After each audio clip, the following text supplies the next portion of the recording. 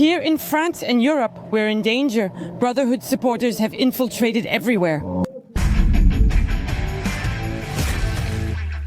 Hello everyone, I'm here at Bastille. Right over there you have a gathering of the Apostates, you know, that movement that's gaining momentum on the internet. We're going to go see them, let's go.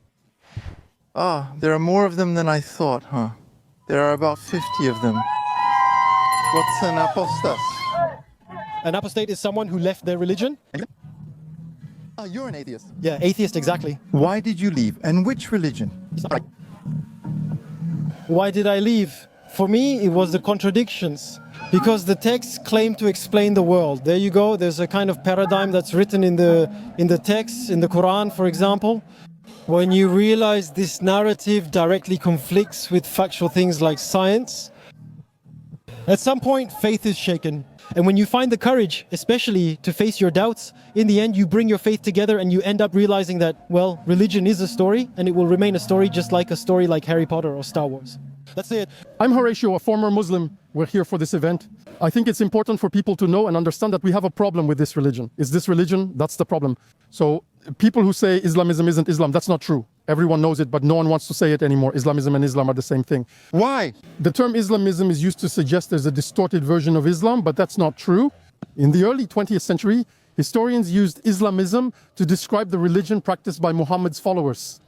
And the word in Arabic is Islam. The problem actually is that, for example, mainstream media try to make people believe that there is a peaceful side to Islam. And on the other hand, there is a completely distorted version, which would be called Islamism or fundamental or radical Islam or whatever you want. That, in fact, is a social construct created by left-wing sociologists.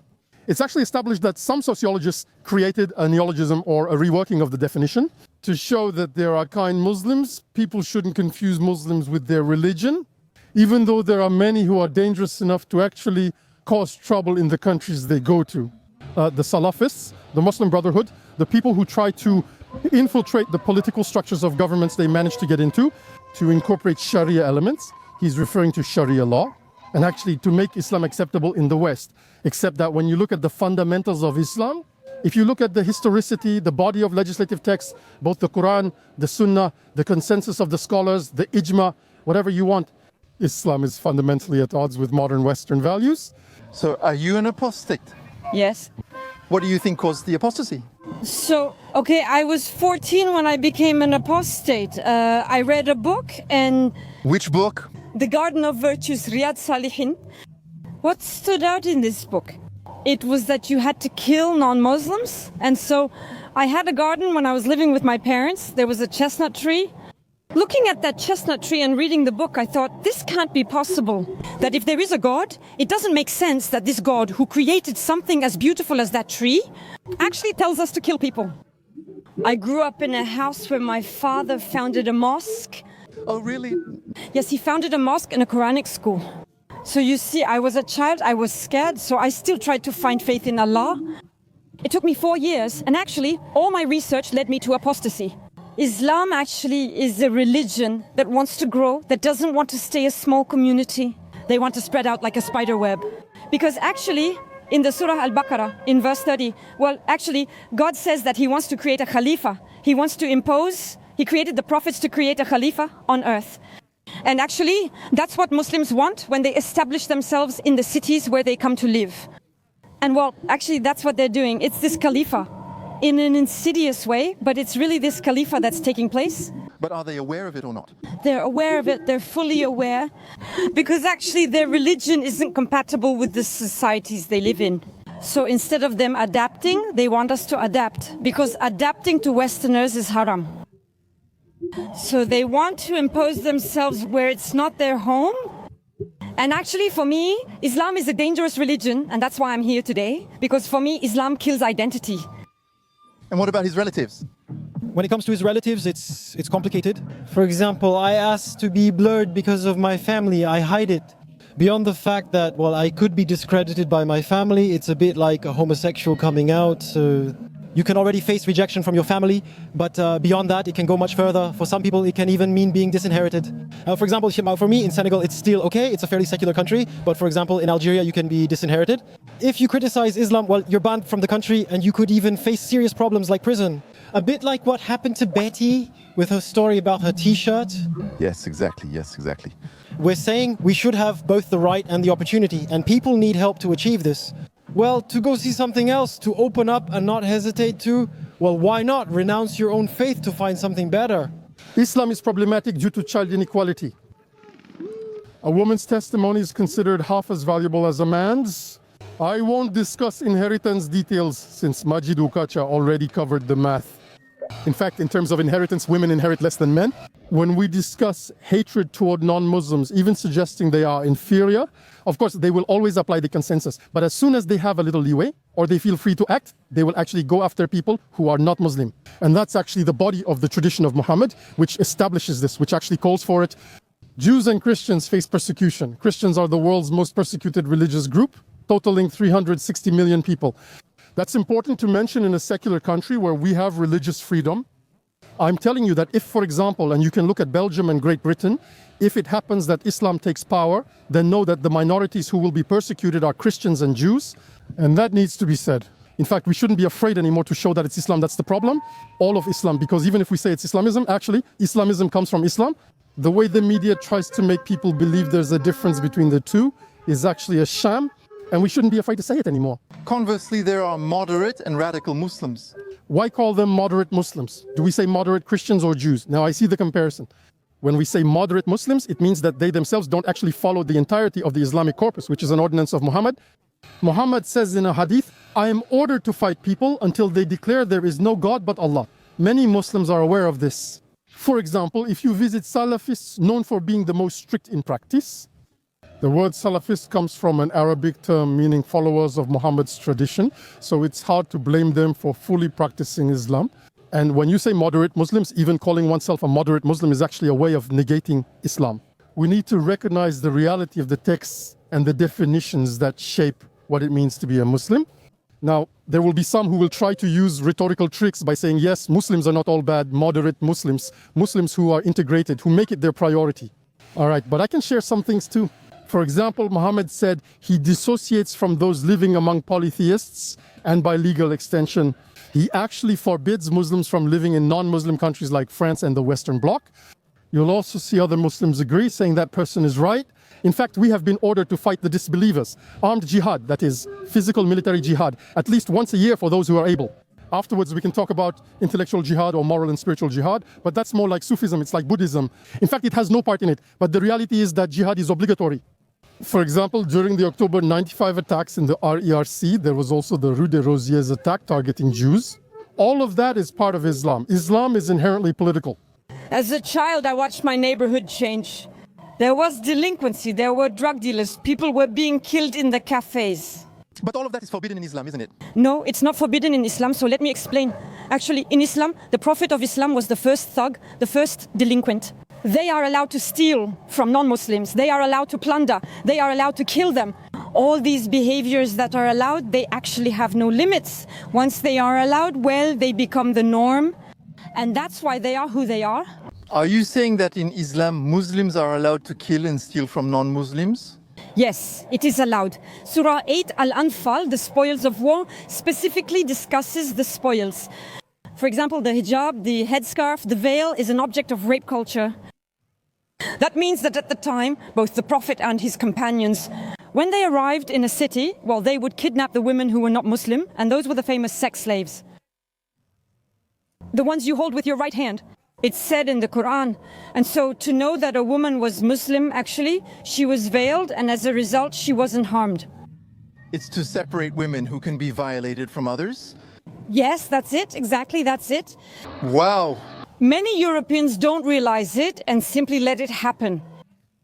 And I say, it will be at your expense. It will be at the expense of the children. It will be at the expense of people who want to stay free. It will be at the expense of homosexuals. So in my case, I'm 100% atheist, and actually, I discovered criticism of Islam about a year ago. I got interested in this as a homosexual after realizing Islam isn't supportive, based on polls like those from the French Institute of Public Opinion. In 2019, they did an eye-opening survey on how homosexuality is perceived by religious communities. 63% of people who follow Islam in France consider homosexuals sick. So for me, that's particularly worrying, especially when you know that, for example, there are some really simple things.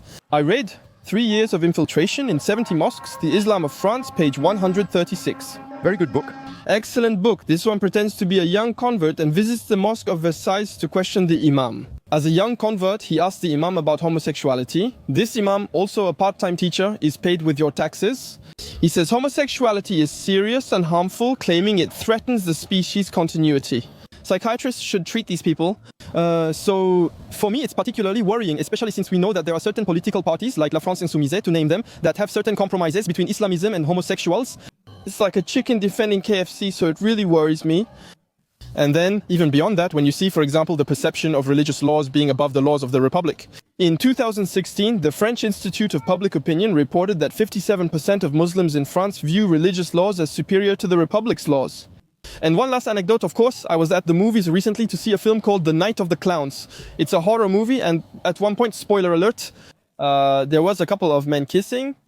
And I was particularly shocked to hear the reactions of the people around me, and they weren't speaking Breton. To put it simply for you. It seems to me that in Islam, homosexuals are supposed to be thrown from the tallest building in the city. Exactly, and I also remind you, once again, I always back up what I say. This is from the French Institute of Public Opinion. In 2020, I believe they studied young Muslim high school students again. This time, 65% preferred religious laws over the Republic's laws, which include exactly what you're referring to. Now, if we look at the French political body, it's either completely out of touch or totally obedient, what we call vimitude, which keeps building more and more mosques for them. Because they say, like Mr. Darmanin, that Islam is a French religion, I'm sorry, but what do you consider French about Islam? A religion that oppresses women by forcing them to wear the veil? Wearing the veil is mandatory for Muslim women. Is that up for debate? No, it's not up for debate. If I say 1 + 1 = 2, you can't argue that's debatable. There are people who will say, no, in my opinion, 1 + 1 is whatever I want it to be. No, that's not true. Claiming the veil is debatable tries to persuade people. Muslim women can choose not to wear the veil despite its obligation in Muslim texts. Applicability is non-negotiable, particularly with countries like France. Let's stop avoiding the topic by just saying Muslim women are nice. But then what should we do? That's not for me to decide. But I do know we can't call the veil a form of freedom for women. There's an issue with covering up women's beauty. French history shows women have emancipated themselves enough that we shouldn't force them back. In fact, to accept, first of all, a religious dictate, and secondly, actually, an oppressive patriarchal system, where in fact, they're going to be told that they have to accept this. Because actually, there's a kind of emotional blackmail with a potential paradise or actually a hell in terms of consequences. It's blackmail, really. It's more than blackmail. In fact, it's even a form of coercion that's applied by their social group, their ethno-religious group, and also actually on a psychological level. That means that the woman actually is always in a kind of moral conflict. That is, I have to follow my religion because I want to please my God. But on the other hand, actually she sees that she's in a place, for example, France or other countries where actually it's impossible. It doesn't fit with Western values and French values. And that needs to be said. We shouldn't actually keep trying to find excuses for them all the time. When you do that, you reinforce their stance and increase their cognitive dissonance. How are we going to do it? How will we do it? The only way is for people to rise up and say no. We're fed up with communitarianism and the growth of Islam in our country. We don't want it. If the people say we don't want it, I think the politicians won't have a choice. Because actually the problem is how they come into our country. It's because of human rights. Human rights and electoral opportunism are what shape politicians. And there's also human rights, which means we can't forbid people's religion. But if now the people say Islam is a dangerous religion, it doesn't correspond to freedom. We don't want it. I think we can change things. We'll see, but I feel like people are starting to open their eyes little by little. Islam has become very widespread in our societies. But maybe it's not too late. Oh, Zioclo. I'm good. And you? What are you doing here? I'm attending the protest to support the Apostates, something I've discussed for a while. Despite any political opposition, it's important to unite at this moment. Why does apostasy matter to you? I was Catholic at the age of 13, went to a Catholic school, I was baptized there. And so I left because I didn't really believe in God. And I told myself that it was really a load of nonsense for quite a long time.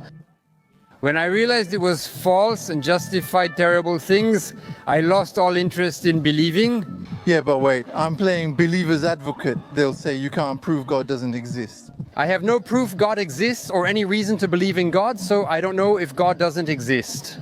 Ironically, every attempt to prove God's existence only convinces me otherwise. according to what he claims. I mean, God's claims are a little bit vague, you know. You don't think the proofs of God's existence are solid? No, on the other hand, the proofs of God's non-existence are actually stronger given his absence, you see. And even his mistakes and contradictions, as you go through the text he supposedly provided, well, that God supposedly provided, even if it was actually men. If you had to point out a contradiction? The big contradiction for me is the flat earth. I don't know. For example, today we see many things in embryology that go beyond our knowledge.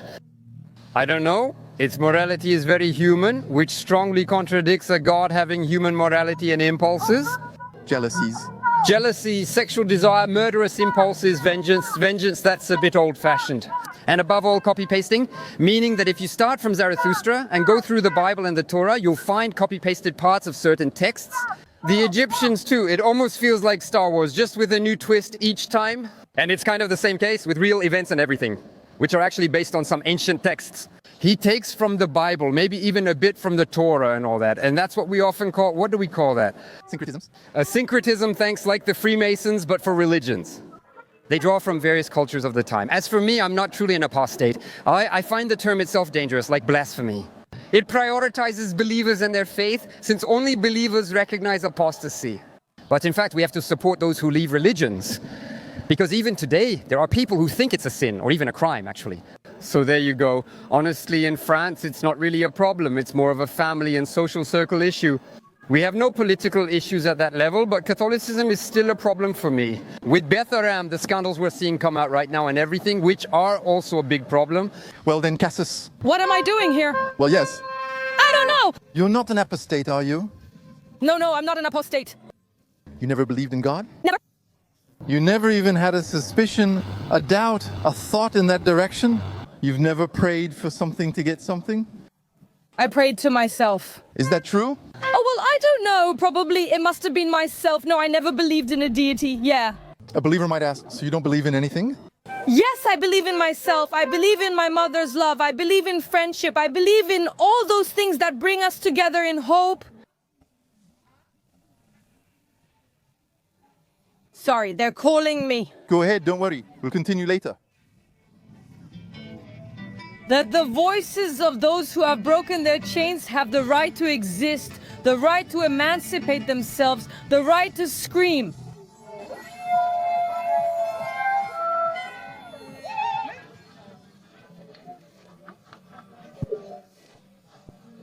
Can you answer if, for example, Christianity has become softer over the centuries?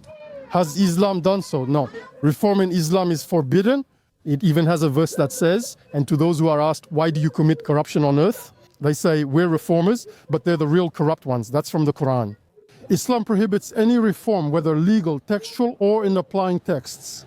Here's an example we heard recently. Muhammad Taha in Sudan was hanged for trying to apply only the Meccan Quran, which had been abrogated. Strangely, That's right, yes. That's the gentle part of the Quran because the Prophet was a minority in Mecca. when Muhammad was in Mecca and not strong, he prioritized conciliation, consensus, and social peace.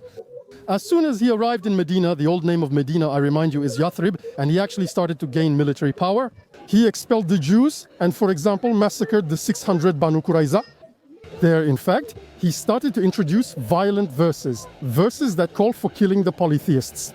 The verses, for example, from Surah 9, the verse that actually calls, once the sacred months have passed, to kill the polytheists, wherever you find them. And actually, that's something that needs to be said as well. And now... And was the gentle part abrogated? So there is what is called the Nasir and the Mansur. So there is the Abrojan and the Abrojet. The Abrojet actually is all that part of the Meccan verses and surahs. And the Abrojan is the one that erases. It's the part of the Medinan verses. Then after that, we can go into detail and say yes. But there are verses that are Meccan, Medinan, and verses about which we are not really sure. Those are actually details which are not the majority. Overall, we can distinguish them quite well, actually. These verses are peaceful because Muhammad was weak, while the aggressive, violent, war-inciting verses are the Medinan ones. Once you know, that's it. You shouldn't hesitate anymore. But you'll have to make a decision. At some point, I'm convinced that we will have to do exactly like Alexander did and cut the Gordian knot. Too bad if France ends up upsetting the 57 countries of the Organization of Islamic Cooperation. It's unfortunate if France offends Saudi Arabia, its supposed friend, but we must eventually speak the truth. Above all, there are many Muslims in France and in Europe. So what? There are a lot of French people in France. There are a lot of native French people in France. There are a lot of people who are not Muslim in France. Why base positions on demographics? That's not how laws are made. Remember, Islam came to France. Apart from demographics through family reunification, through immigration, actually, Muslims who move to the West and enjoy its benefits will need to conform. That's non-negotiable and not up for discussion. For example, when I hear some imams claim Allah is with them, they plan to Islamize France and change it. We'll see what happens. It's a battle they began, or maybe they didn't. In fact, 20 or 30 years ago, they started it 1400 years ago. Shanna, why does your t-shirt say forced marriage? Because in the Quran, it's completely halal to marry little girls. It's Surah 65, verse 4 that allows it. Well, it doesn't say you have to marry them. It actually explains how to divorce a little girl. So yes, Islam allows the marriage of young girls. Islamic fiqh and hadith support this. And what's funny is that even Muslims themselves aren't even aware of this. They don't know that? Most of them, the ones we talk to, they're not necessarily aware of these kinds of Islamic texts. They're more into a kind of, I'll say, Kerber Islam, a religion of peace and love. But when we show them the texts, they're there trying to actually find a way to, even though they don't have any arguments, they don't know the subject. They are in cognitive dissonance. That's exactly it. And they're actually going to try to defend something that they don't know. They're going to start trying to put into context the fact of marrying little girls. Like back then it was done, but today it's not done anymore. Yes, but Allah's law is valid at all times and in all places. So that's it. It's either a statement that is divine. And so it applies to everyone all the time. Absolutely. Either you can play with the rules, and in that case, it's no longer a divine word. There you go. The question now is, what do we want for France? Do you want to keep walking in streets? So can women dress however they want, or do you want a different outcome? Like in Iran in 1979, actually, where the government was overthrown by a group made up of socialists and a religious minority. Because you don't actually need a religious minority to gain that power. You just need a few people who are well organized and who are actually preparing. That's exactly what happened in Iran at that time, which led to a change of regime. So we either let it happen and disappear, which I don't want, or we fight. And at one point, let me remind you that among the people present here, there were some who are former Muslims. I'm a former Muslim, so if others have realized the truth about Islam, other Muslims should too. And actually, we shouldn't try to have a consensual position with them anymore because they never have a consensual position. They have their position. For example, the older woman of Molenbeek recently said, if you're not happy, get out. If those people who wear those draped fabrics, I can give you the references if you want, because apparently it sparks some interest. If we bother people that much, if they don't even want to see us anymore, I mean, the region has 19 municipalities. Well, if in Molenbeek apparently it's really unlivable, just switch sides, go somewhere else, leave. Do you realize how serious her comment was? Elon Musk had to step in on social media. So we're at a point where they're actually the ones who provoked the confrontation, so they're going to reap what they've sown. It's as simple as that. What made you leave the faith? Are you an apostate? I'm an apostate and former Muslim. I discovered the texts, and it's impossible for me to stay in a religion that allows the marriage of little girls, that allows female genital mutilation and circumcision of boys. In fact, Islam is valid at all times. So if I accept Islam, I accept that these kinds of things are practiced up until, well, today in 2025. Until the end of time. And until the end of time. So that's not possible. And it's a contradiction of values between your personal values and the values you discovered in Islam deep down. Exactly. Well, I work for MELP, Movement for Emancipation and Freedom of Thought. We are an association that helps apostates, not only from Islam, though many do come from Islam. Why is that, by the way? Oh, well, for leaving Islam. It's harder than leaving other religions. Yes. That's why we keep criticizing Islam. It takes more effort for the believer. Yes. The Prophet said, whoever leaves his religion, kill him. Apostates in France, what risks do they face? Being rejected by their family. That's already why many don't dare, because they know they will be. That there will be quite a violent divide, actually. Either you believe and you're like us, or you don't believe. Sorry, excuse me, because I have to go take care of something here, so I'd rather come talk to you. Hello, so my name is Elsa. Elsa. Yes, actually, we're here today for the 6-9 for Saint Aisha. She is the wife of the Prophet who was married at the age of 6, and the marriage was consummated at 9. By whom? By Prophet Muhammad, the Prophet of Islam. Married to a 6-year-old girl? the best man among the Muslims. He married a little girl of 6 years old while she was still playing with her dolls. And besides the hadith, وَكَيْنَتْ بِلُو أَبِهَا, the hadith, it proves that she was with her dolls. And despite that, well, he took her from her parents' home and married her. At 9 years old, he consummated the marriage. Be careful. Some say it's uncertain and she could have been older. The topic is debated. No, that's not true. I'll tell you why. Because first of all, there's a consensus about this. The 4 schools have confirmed that, yes, indeed. She was 6 years old when he married her, and she was 9 years old when he consummated the marriage. And even the greatest sheikhs of Saudi Arabia and so on, they say it. And even in Islam, there is no age. Even a 1-month-old baby, you can marry her. Yes, but someone might argue it was a different time. No. The Quran is valid at all times. So that means the Quran will be valid until the end of time. It's not about the text, because it was a context of war that's false. There is no context of war. Islam is here to conquer the whole world. It is here to impose itself, and it is here to implement Sharia. And Sharia is valid, and it will be valid until the end of time. That's why I actually have an association called ELSA, Collective Ex-Muslims.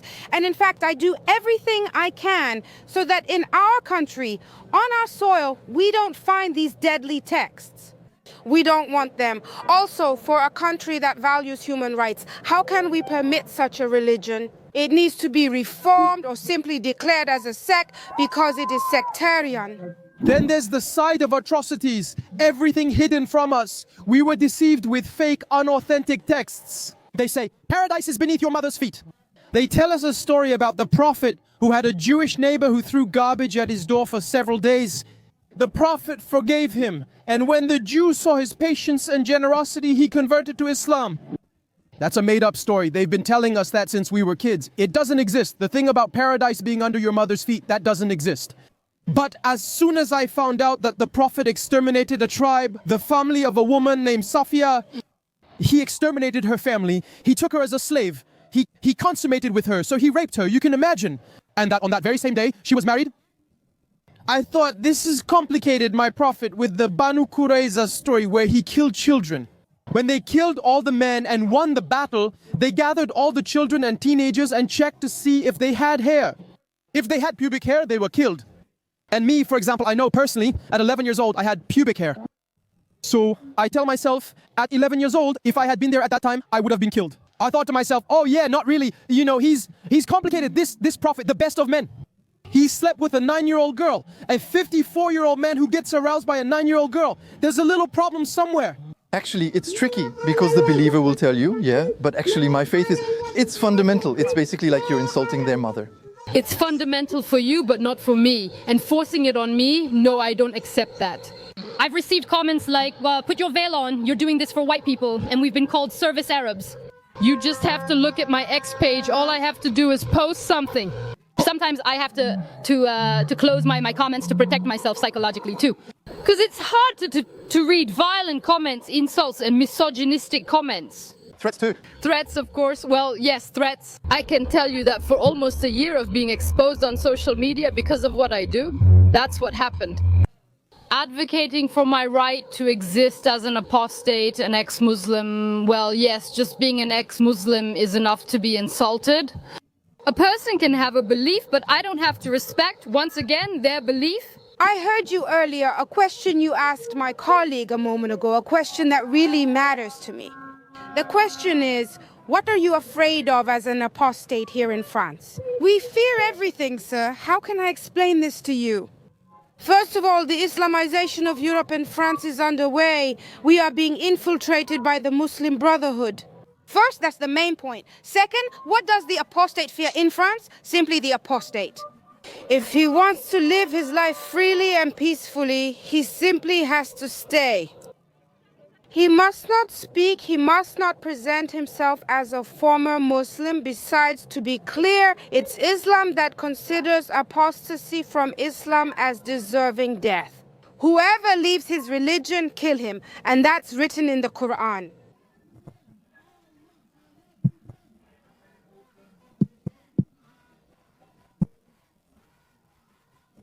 He didn't come, did he? He left us, didn't he? He left. I brought the book for him, but he didn't show. We're going to scold him. It's okay, tell me everything. We can finally resume ours. We can resume! So what's the story? The story is about freedom of conscience and expression, which are very dear to me and to all of us. We're in France, and you're telling us that freedom of conscience is in danger in France. Of course. Really, you think so? Oh yeah, we're pretty much free, in principle, to believe or not to believe. That's what the laws allow us to do. But social pressure, that's something else. Social pressure comes through education. And does the state really have an impact and influence on the education of minds? Not at all, not even a little bit, come on. But that's what's really missing. It's education in critical thinking, rational thinking, and also being tolerant with those who have left a religion. Well, you see, there are plenty of apostates here. People who have left Islam, others who have left other dogmas, and who today are under social pressure. Yes, but if it's about family and social environment, how do you fix that? Through education. What is the demand, actually? It's education and awareness. We're in France, we have rights, and there are people who forget that these rights exist because we don't assert them. And now, today, we're asserting them publicly. We have the right to express ourselves. We even have the right to blaspheme. We have the right to criticize dogmas. Because the state gives us that right, and all over the world, there are so many people, millions of people who don't have that right, but here in France, we can do it. So let's do it. Let's speak up for all those voices that are silenced today, the prisoners of conscience around the world. Whether it's in Algeria, Iran, Iraq, Afghanistan, or France, for anyone dealing with this pressure, like I said, there's social pressure, plus slurs, insults, and even threats. So, of course, the state protects the rights of its citizens. If we don't assert these rights, we'll forget them. And the people who want to prevent us from asserting our rights at some point will win because we will have forgotten to assert those rights.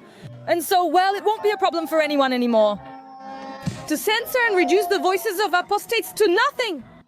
So we take this right before it's taken away from us. That's it. It's by using our rights that we keep our rights. If we throw them away and stop using them, they deteriorate. I live in the Paris suburbs, and right now I live in a housing project, and I'm still living. And right now, I'm campaigning against Islam because I know that most Muslims are ignorant. I'm trying, not aggressively, but constructively and educationally, to show them what Islam really is. When I discuss Islam in my live streams or debates, I mention a terrible fact without attributing it to Islam or the Prophet. And I ask them to tell me, what do you think about this horrible story? They say it's horrible, immoral, serious, even an abomination, but I tell them it comes from your text. Cognitive dissonance. Yes, but there's wisdom and context. You need to understand the text. Many excuses arise from indoctrination.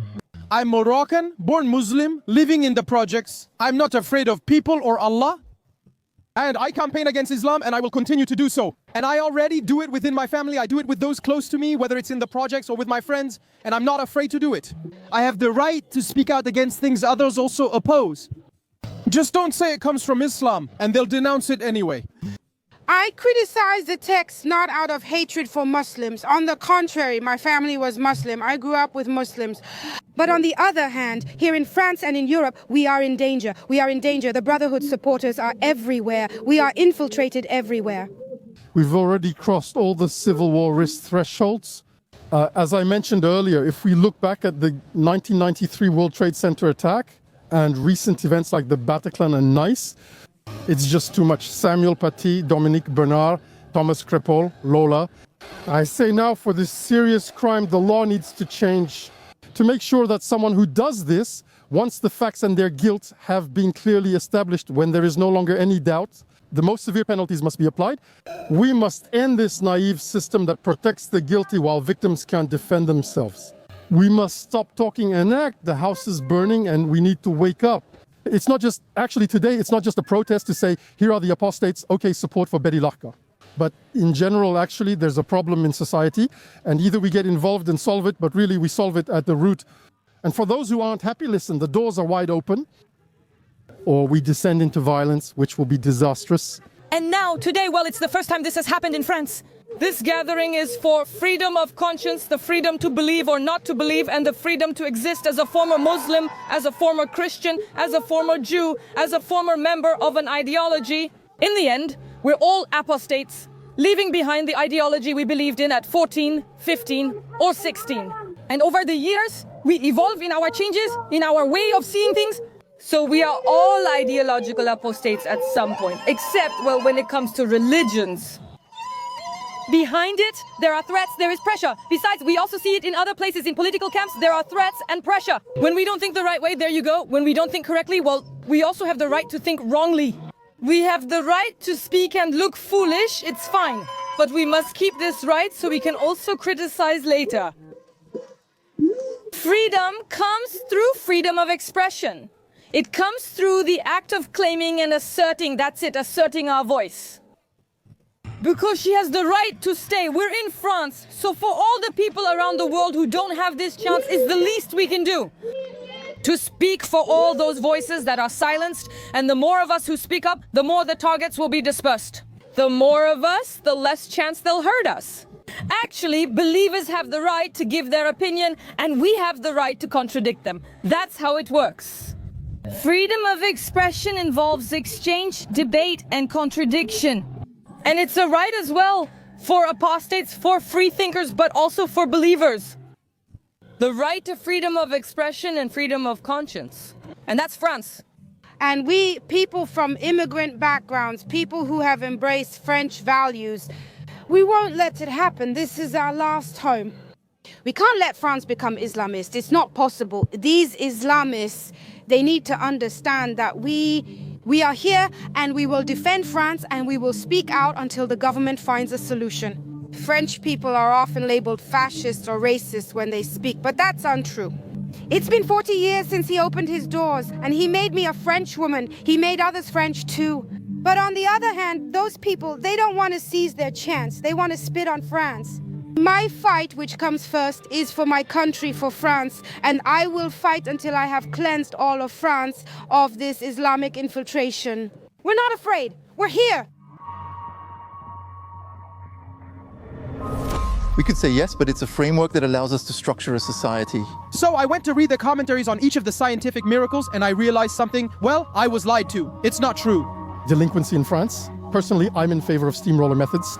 They see themselves as Muslims.